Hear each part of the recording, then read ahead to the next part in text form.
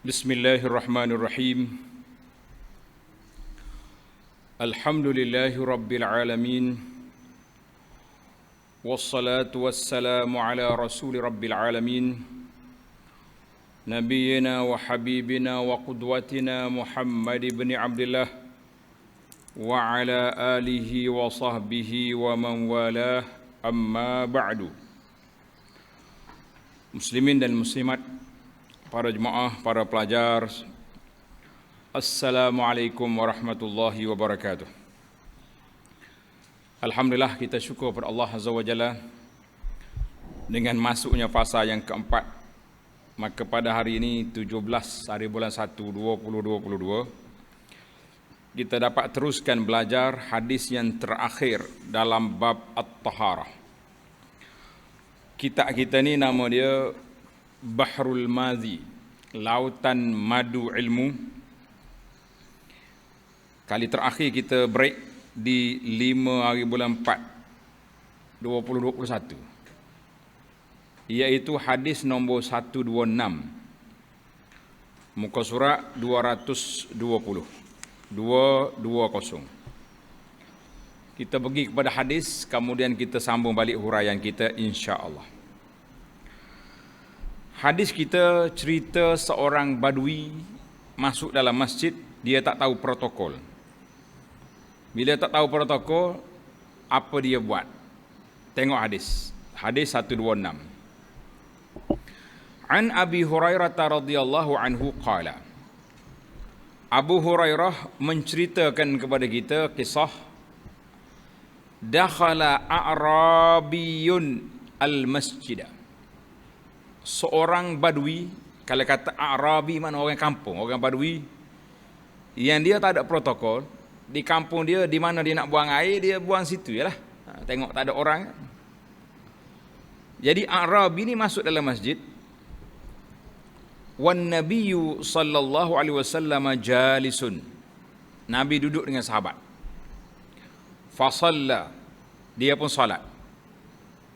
Falamma faragha, selesai daripada solat, dia berdoa. Dengar doa dia ni. Allahumma arhamni wa Muhammada wa la tarham ma'ana ahada. Ya Allah, berilah rahmat kepada aku dengan Muhammad sallallahu alaihi wasallam. Jangan beri pada orang lain. Pelik juga doa dia ni. Dia kira dia dengan Nabi je boleh rahmat. Orang lain tak kira. Faltafata ilaihi Nabi sallallahu alaihi wasallam faqal. Nabi pun berpaling tengok kepada badui tadi. Faqala laqad tahajjarta wasi'an. Saudara, engkau telah menyempitkan ruang yang luas. Patut kata, ya Allah beri rahmat kepada aku dan semua. Kenapa aku dengan Muhammad je? Bukan sakat aku dengan Muhammad, dia belok orang lain. Wala tarham ma'ana ahada, orang lain jangan masuk. Mana dia mempersempitkan rahmat Allah Ta'ala yang sangat luas. Maka Nabi tegur. Perbuatan itu Nabi tegur. Falam yalbas ambala fil masjid. Dia duduk relax sekejap, canya kecing dalam masjid. Saudara, dah lah tak dibuat salah, pergi doa dah sekali, buang air dalam masjid. Fa asra'a ilaihin nas, orang ramai pun marah, segera nak pergi marah dia. Faqala an-nabiy sallallahu alaihi wasallam ahriqu alaihi sajlan mimma au dalwan mimma. Nabi kata, ambil air setimba, pergi jirus di atas kencing dia tadi. Hadis ni pendek ni. Yang panjang lagi lain. Yang panjang lagi bila orang marah, Nabi SAW kata, la tazrimu, biarkan, biar dia sudah. Jangan kacau dia. Sebab apa? Kita bincang nanti, apakah rahsia, apakah hikmah, cara yang ditangani oleh Nabi SAW kepada badui ini. Nabi kata, la tazrimu, jangan kacau, biar dia sudah. Orang lain pakai nak marah ni, apa buat air ni? Bila selesai, Nabi kata, ahriqu alaihi sajlan min ma'in au dalwan mimma. Tuang, ambil air satu timba, pergi tuang di atas tempat dia kencing tadi tu.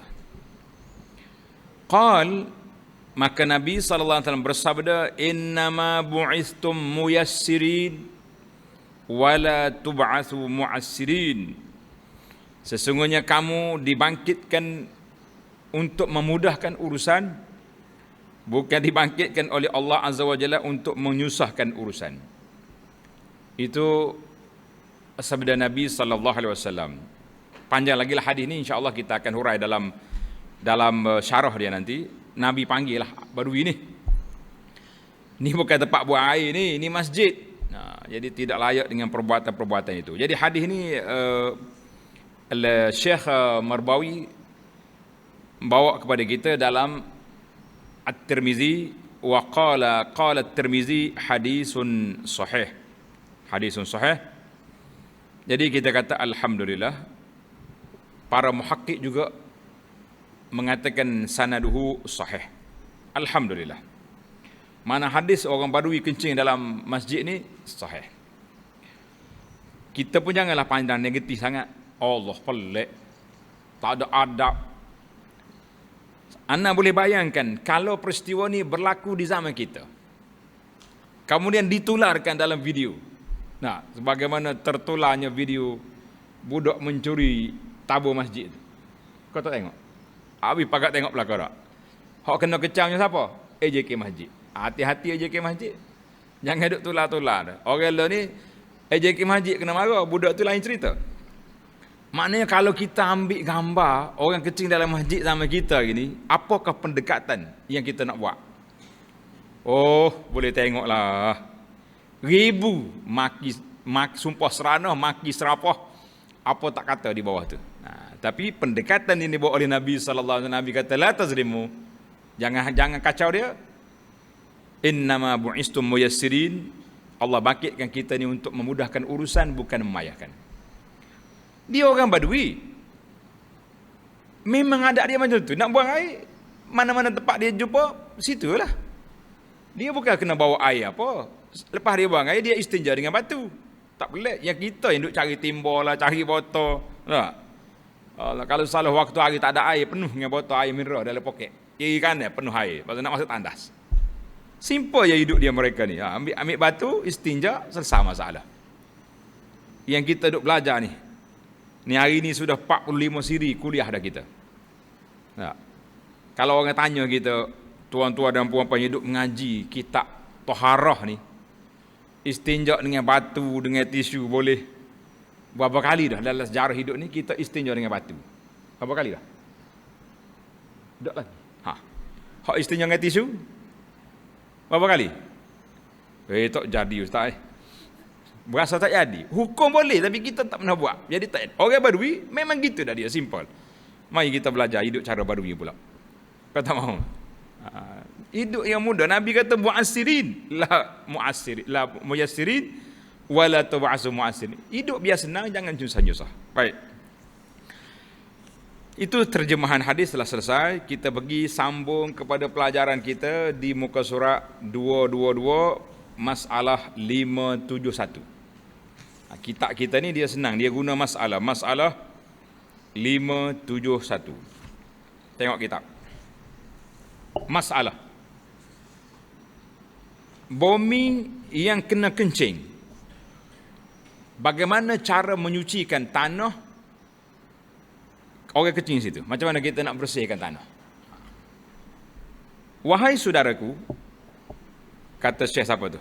Syekh Al-Marwawi rahimahullahu ta'ala, adalah menyuci bumi yang kena najis umpama kencing itu tak dapat tiada.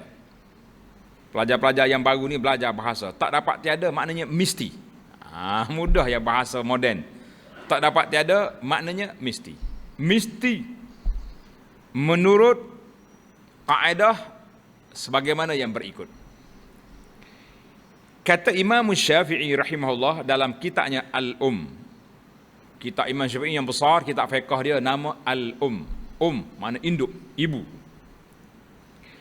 Kemudian daripada ia mendatangkan hadis dalam masalah yang ni, hadis yang kita baca tadi, hadis Badui, Arabi. Katanya, apabila dikencing orang di atas bumi, yang mau sembahyang di atasnya masalan. Maknanya orang kencing sini, tempat ini kita nak solat. Macam mana? Kalau tempat tak solat, biarlah. Nak kata apa, sibuk apa kita. Jadi tempat tu tempat orang solat. Contoh dia kencing di musalla ke. Dan adalah kencing itu membasahkan tempatnya. Ataupun mengering akan kencing itu oleh bumi. Makna orang ni kencing, dah kering dah. Tak nampak lagi basah, air kencing tak ada. Tapi dia panggil najasah hukmiyah. Hukumnya ada. Sebab kita tahu orang kencing kat situ. Dia najis tu ada dua. Satu dia panggil najis aini. Najis aini yang mana kita nampak seketul ada situ. Itu najis aini.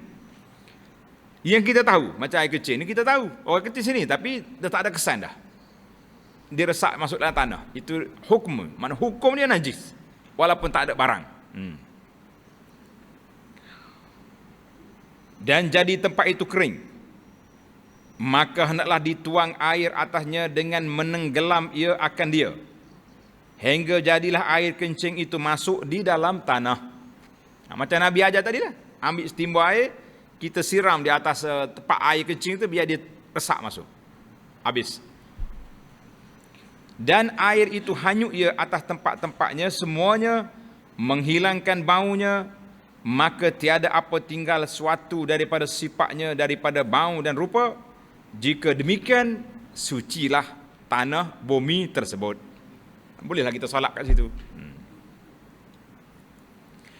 Dan sekurang-kurang kadar curah airnya ialah pada perasaan bahawasanya air itu setimba besar tercurah atas kencing itu. Maknanya kita rasa air kecil ni banyak mana sangat, boleh jadi segelas tak? Kalau nak kecil sangat segelas ada. Jadi kita ambil setimba air, kita siram atas tu, maknanya air itu dah habis. Sesalah masalah. Dan jika banyak kencing itu, maka curahkan air lebih-lebih ganda. Sekira-kira tiada syak akan 7 kali ganda lebih daripada air kencing, atau lebih banyak daripada 7 kali ganda. Maka tiada suci ia lain daripada itu. Mana kita anggap 1/7. Manakala air kencing segelas, kita kena ambil timba yang 7 gelas. Ini kaedah yang dia dalam kitab kita ni. Mudah ya. Dan ambil setimba air habislah. Alhamdulillah. Masalah 572. Bumi kena kencing banyak kali, bagaimana menyucinya? Tempat ni memang orang beramai kencing. Banyak orang kencing kat sini. Habis kita nak buat macam mana? Yang tadi seorang, ini banyak orang. Kata Imam Syafi'i rahimahullahu ta'ala, Imam Syafi'i kata apa? Maka jika kencing seorang di atas kencing seorang, apa dia kencing seorang atas kencing seorang itu? Makna kencing, patut mari orang tambah pula kat situ. Nascaya tiada suci bumi itu melainkan dengan 2 timba. Kena ambil 2 timba. Dan jika kencing 2 orang sertanya, nascaya tiada suci ia melainkan 3 timba. Mana dia nak mukasarah. Makna mesti air yang kita siram tu lebih banyak daripada kadar air kencing. Dan jika ramai mereka itu, nascaya tiada suci itu melainkan tuang air atasnya sebagai yakin akan tuang air, kira-kira kencing tiap-tiap orang itu 1 timba besar, demikianlah menyucikannya. Maka dengan cara itu sucilah tempat kita.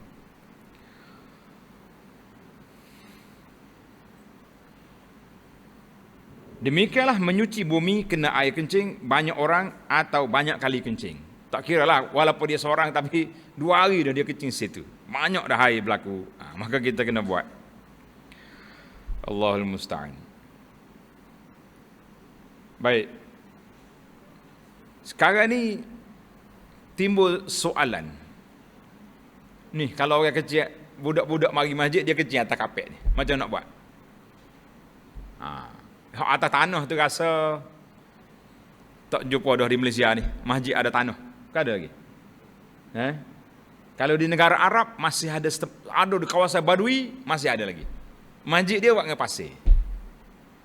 Tapi kalau boleh katakan hak bandar-bandar ni kapet belaka dah. Baik, kalau kencing atas kapet, bagaimana penyelesaian? Kita kena bercakap di alam nyata sekarang ni. Tak.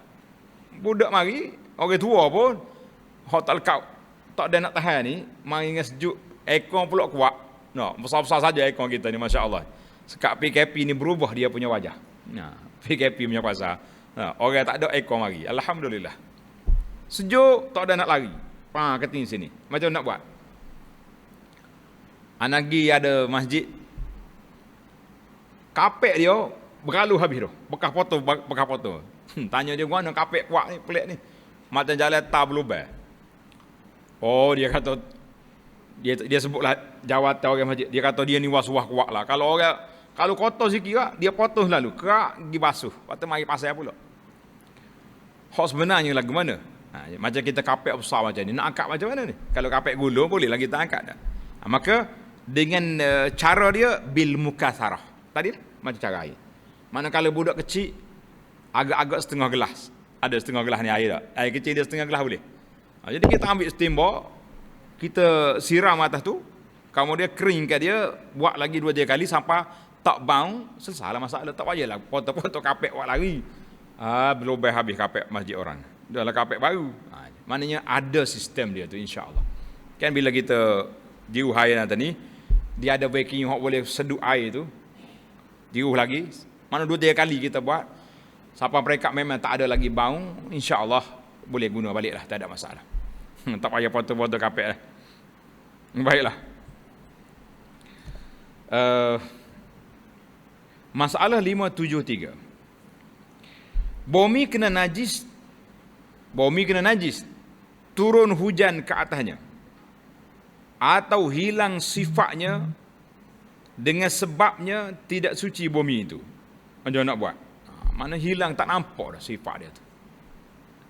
Wahai saudaraku, telah berkata Imam Syafi'i rahimahullah dalam dan apabila dituang di atas bumi itu suatu daripada benda yang cair, seperti kencing dan arak dan nanah dan barang yang menyerupainya, kemudian hilang bekasnya.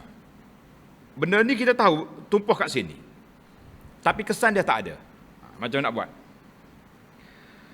Dan rupanya dan baunya tak ada. Kalau ada bau, boleh tahu lagi ni tempat dia, tapi ni tak ada dah. Tapi kita tahu. Kalau tak tahu, adalah keuzuran lain pula, sebab kita tak tahu. Maka bumi yang kena najis ini dikenai panas matahari, atau tiada kena panas matahari, maka bersamaan jua tiada menyuci ia akan dia, melainkan dituang air atasnya. Kena siram air atas dia.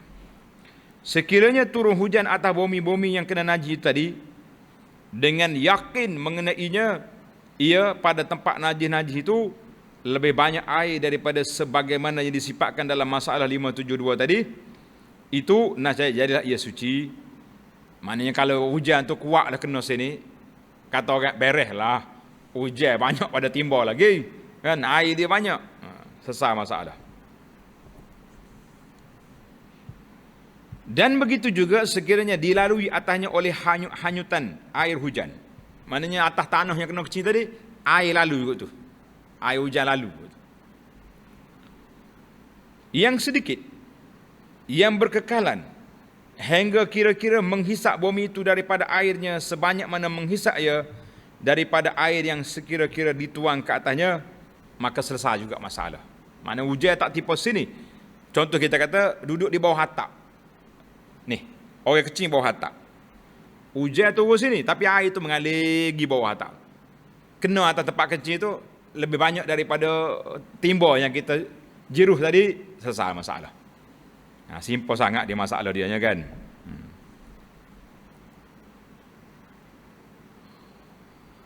Maka tiada aku kirakan suci bumi itu dengan hanyut-hanyutan air hujan yang melalui atas bumi najis itu, melainkan telah menghisap ia daripada air itu seumpama atau lebih banyak daripada barang menyuci akan dia daripada air yang dituangkan ke atasnya. Dia kita kalau boleh jadi air ni mengalir masuk, percikan saja, tidak kata banyak sangat, maka itu tak kira. Kita tengoklah setara mana airnya. Maka jika yakin rasanya akan hanyutan air hujan itu tiada menghisap bumi, bumi najis daripada air itu, qadar yang menyucikannya, nascaya tiada suci ia hingga dituang atasnya barang yang menyucikan dia. Jadi kita tengoklah, air hujan mari kita duk perhati tengok. Masuk ke tak masuk bawah ni? Bawah atas ni, tak masuk. Walaupun hujan lebat kat luar, kita kena siram. Ambil air, jiru situ. Masalah 574. Bumi kena najis bangkai dan tahi dan seumpamanya, apa hukumnya? Ini perbezaan. Masalah tadi cecair, air kencing. Ini bangkai. Tahi tu dia tak macam air kencing. Dia ada seketul situ, mana ada zat situ, ada ain situ. Bagaimana hukum dia? Wahai saudaraku, bumi kita yang dibuang ke atasnya bangkai atau diberak hingga bercampur tanahnya dengan tahi kering dan bangkai itu, bolehkah sembahyang di atasnya dengan tiada berlapik? Soalan tu. Maka apakala kita mengerti maknanya, kita faham kata Syafi'i ini, tahulah kita akan hukumnya. Tu Syekh kata, nak dengar jawapan hukum, dengar baik-baik nukilan daripada Imam Syafi'i.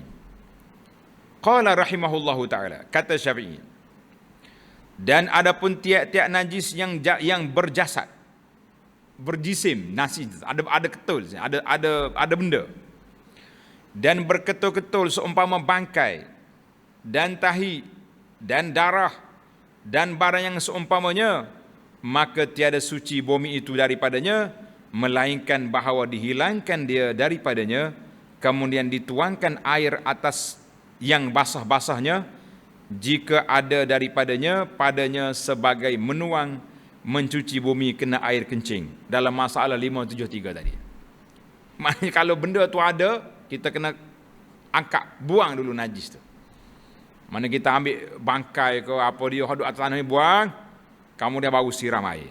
Jangan jiru atas najis tu, tak turun dia. Mana ada tahi seketul nak turun dalam tanah. Dia beza dengan air kecil tadi. Allahu Akbar. Jika sekiranya lenyap najis berketul-ketul itu dalam tanah, hingga bercampur-campur ia dengan dia, dan tiada dapat diperbezakan lagi, nasya Allah hukumnya seperti kubur yang tiada boleh sembahyang padanya. Sebab apa dia contoh dengan kubur? Kubur pak kita sini rasa beza sikit. Kubur di Malaysia orang tak buka balik kubur. Mana kubur orang buka semula? Ada tak? Tak ada dah. Tapi kubur dengan Arab tu dia buka balik. Dia tanam sini 2-3 tahun, buka semula kubur. Jadi hak dia buka balik itulah tanah. Tanah tu bercampur dengan nanah-nanah, dengan daging, dengan darah orang, dengan campur habis dah dengan hak. Jadi kotor tanah tu. Pak kita sini lain sikit, tapi oleh kerana hukum kubur tu satu, kita ambil satu lah. Tak kira lah buka tak buka pun, kan? Maknanya kalau tanah tu bercampur najis, tak nak beza, tak boleh guna tanah tu sebagai tempat solat. Dan tiada suci ia kerana tanah itu tiada boleh dibezakan dia daripada najis yang tiada dimaafkan yang bercampur-campur itu, tak boleh guna.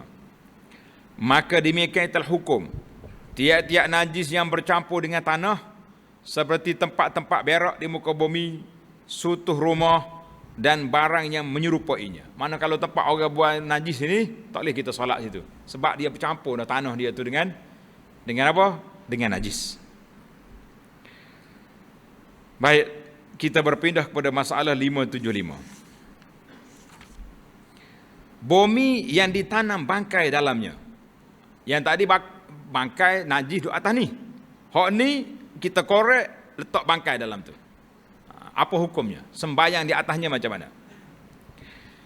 Kata Imam Syafi'i rahimahullah, maka jika dilenyapkan dan ditanam satu bangkai dalam bumi, maka jadilah atasnya daripada tanah yang mengambusi akan dia, dan tiada basah tanah itu dengan basah bangkai, nascaya dimakruhkan sembahyang di atas tempat tanam itu. Maknanya kalau kata bangkai terpecah dalam, basah naik atas tu busung, tak boleh. Ni tak ada apa-apa, tapi makruh juga kita solat di tempat itu. Maka jika sembahyang juga seorang atasnya, nasya dia tiada aku suruh akan dia mengulangi balik solat. Maknanya sah, tapi tak comel, makruh.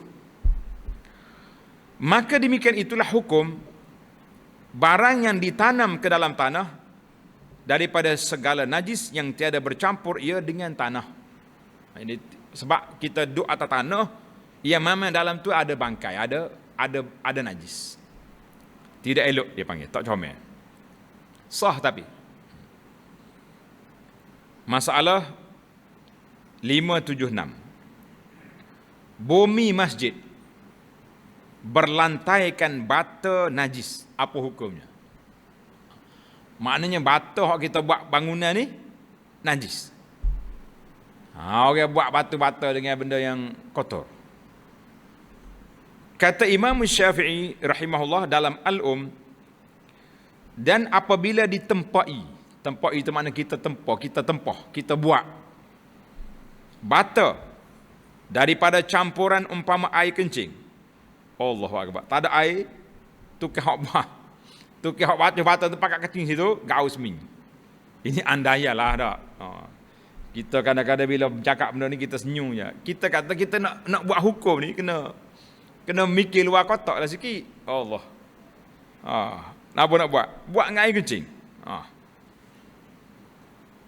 Nascaya tiada boleh sembahyang atasnya hingga dituang air atasnya sebagai menuang air atas barangnya dikencing atasnya daripada bumi. Boleh juga. Mana kita ambil batu-bata tadi, basuh dulu. Biar air hak kencing dalam capur itu turun ke bawah. Boleh guna. Dan tiadalah aku sukakan bahawa, ini kata Syafi'i, dihamparkan dan dibentangkan masjid dengan dia, atau dibangunkan dan didirikan dengan dia. Aku tak suka ambil bahan-bahan kotor, najis, dibuat masjid. Sebab kita nak solat situ, kita nak ibadat di situ. Maka jika dibangunkan juga dengan dia akan masjid, ataupun dindingnya daripadanya, tiadalah aku tegah akan dia. Tak tegah solat, tapi tidak elok. Dan jika sembahyang seorang kepadanya, tiada pula aku tiada suka, dan tiada ada aku ia mengulangi sembahyangnya. Jadi kita macam tadilah, yang penting kita tak kena dengan dia. Cuma dia buat bahan tu ada benda najis. Ini yang timbul masalah sekarang ni. Orang nak beri duit riba untuk buat masjid, macam mana? Hak tadi selesai dah kita. Kalau kata, saya nak bagi batu-batu yang dibuat dengan najis, sah tu tak akan terima. Terima tak? AJK masjid mana nak terima? Pergi buat tandah bahawa kita tak guna, ni buat masjid. Tak. Tapi kalau orang bagi duit riba, duit rasuah, macam mana agak-agak? Dulu zaman-zaman kita budak dulu, dia panggil duit toto. Toto kalau loteri apa zaman dulu. Loteri. Fok kita lebih kurang kali umur nak buat. Siapa dia hok ingat cerita loteri masjid dulu? Tak boleh mari masjid dah. No. Hak mudah sekali ada ujung. Loteri berapa dulu? Kebajikan? Ada zaman dulu. Mana kita kata kalau duit haram, macam mana kita nak buat? Ya, saya tadi haram ain. Yang najis ni, ini yang najis. Haram dari sudut maknawinya sebab dia, maka kerana itu waktu anak tulis buku sejarah Mekah, di antara perkara yang kita tekankan tuan-tuan dan puan-puan, orang jahiliyah Mekah waktu dia bina Kaabah, umur Nabi 35 tahun. Ketua dia iklan, jangan masukkan dalam binaan Kaabah ini harta-harta haram. Harta yang kamu tipu orang, mahrul baghi, duit hasil pelacuran. Orang jahiliyah pun reti, tak boleh buat masuk dalam pembinaan Kaabah yang dia duk bina tu daripada harta yang haram. Zaman kita ini dia bisik, Ustaz nak buat masjid, boleh saya nak bagi duit ke apa? Duit riba, alah. Kalau nak buat juga, buat tandah kau, buat mana tempat kita nak ibadat ni jangan. Biar ada etika sikit. Boleh, kita guna tempat lain lah, jangan guna dewan masjid ni. Biar ada, orang panggil biar ada peraturan, ada qadasah, ada kesucian dia tu. Jangan main-main. Baik, kita berpindah pula kepada masalah 577. Bumi dan tempat sembahyang yang najis, sahkah sembahyang di atasnya? Siapakah hukum secara praktikal? Mana kalau bumi ni najis, macam mana kita nak solat di atas dia? Wahai saudaraku, apabila seseorang sembahyang, maka hendaklah ia berdiri sembahyang, dan tempat-tempat yang kena tubuhnya dan pakaiannya dalam sembahyang semuanya mau suci daripada najis. Kita nak solat, pakaian kita, tempat kita berdiri solat mesti bersih. Kata Imam Syafi'i rahimahullah dalam dan tiada sempurna sembahyang seseorang atas bumi, dan tiada suatu yang ia berdiri atasnya, hingga adalah sekalian barang yang menyentuh oleh jasad suci semuanya. Mana tempat yang bersentuh dengan kita mesti bersih. Dan maka jika sekiranya ada daripada bumi itu tempat sembahyang itu suatu yang tiada suci, yang ianya tiada menyentuh akan dia, tak kena kita, tapi sebelah, dekat-dekat, dan pula sekalian barang yang disentuhnya itu suci, maka hukum sembahyangnya sempurna. Kita solat sini, sebelah kita tu najis, ada orang terberok situ ke apa benda, tak kena kita, itu dimaafkan, tidak jadi masalah. Dan aku tiada suka baginya sembahyang melainkan atas tempat yang suci semuanya. Siapa yang kata aku tak nak, kalau boleh semua kawasan kita ni bersih, jangan ada benda kotor.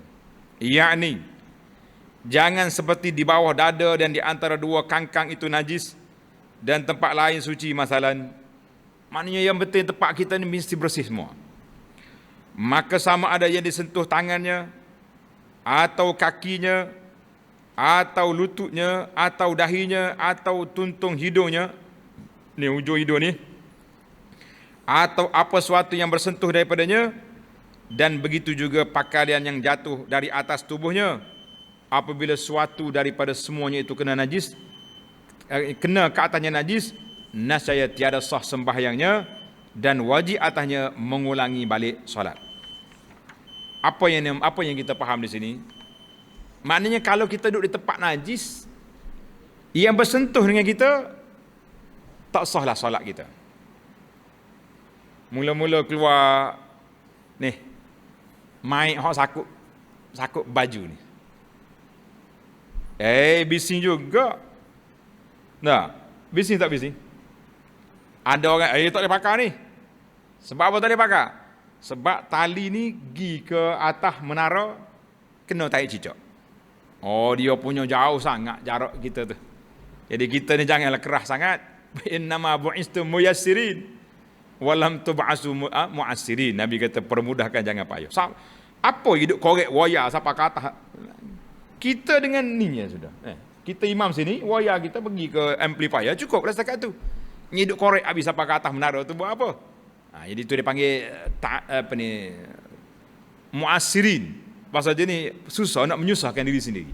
Mudah-mudah saja, jangan duk cari payah. Kita ambil 1-2 masalah lagi. Dah lama dah cuti ni. Patut qada malam sampai pukul 12. Masalah 578. Tikar sembahyang najis. Tikar sembahyang najis. Jadah kita kak. Bolehkah sembahyang di atasnya? Jadah kita ni kena najis.